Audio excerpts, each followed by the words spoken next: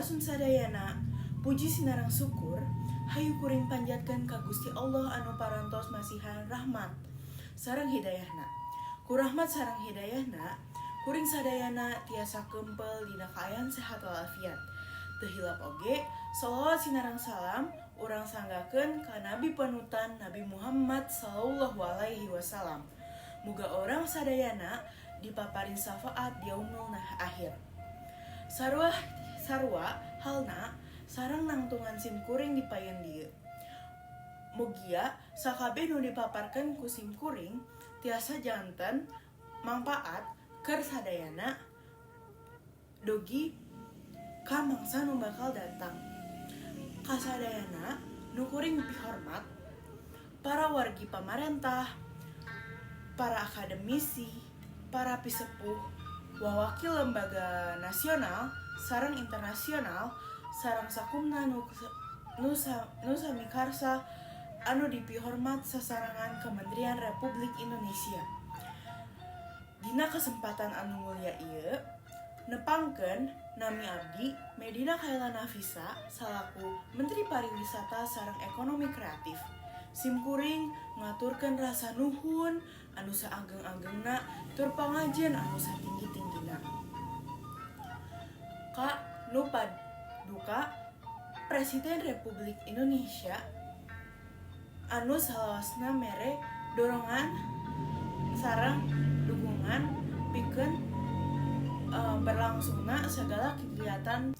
Hadirin nu dipahormat, dina kasempatan anu mulia kuring ngadek di payunan sim kuring nyuhunkeun izin pikeun ngadugikeun sababaraha kecap minangka wawakil ti Kementerian Pariwisata Republik Indonesia.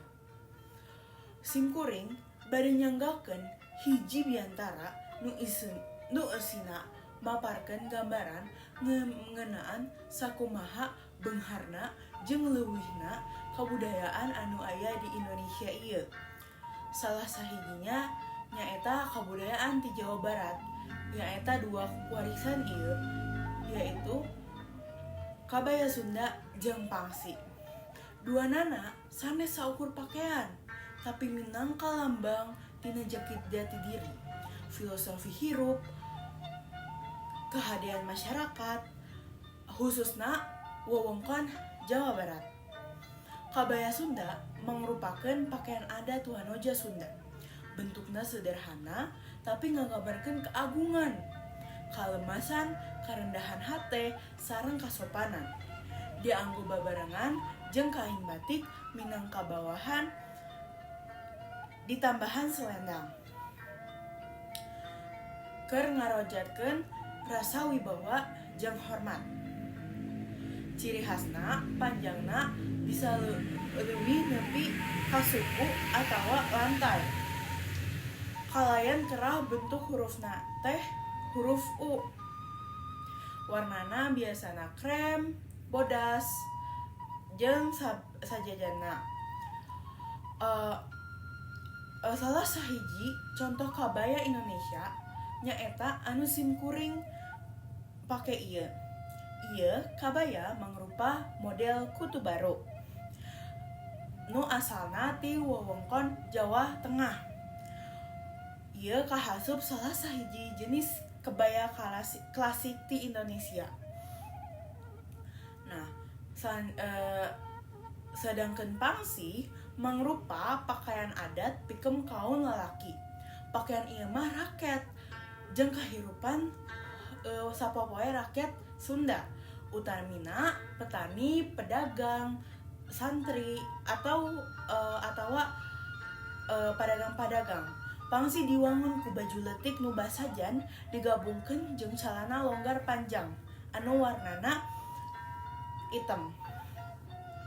Sarta ditambahan ikang pinggang jeung totompong dina sirahna.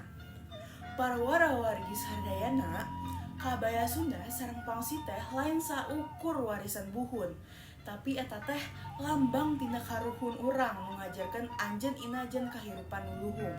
Sim kuring salaku Menteri Pariwisata sareng Ekonomi Kreatif ngajak sakumna masyarakat negeri urang Indonesia nu ayana dina wilayah nu loba pisan budayana mimuga kewajiban pikeun ngajaga kabudayaan simkuring.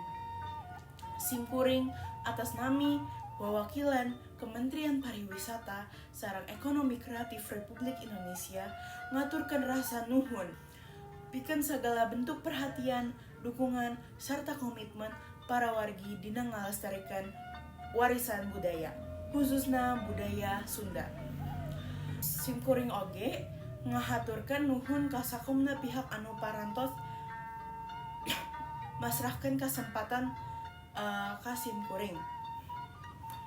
Mugi sagala upaya urang dina biantara ieu loba lepatna moga maparin ieu biantara aya mangpaatna pikeun generasi kiwari.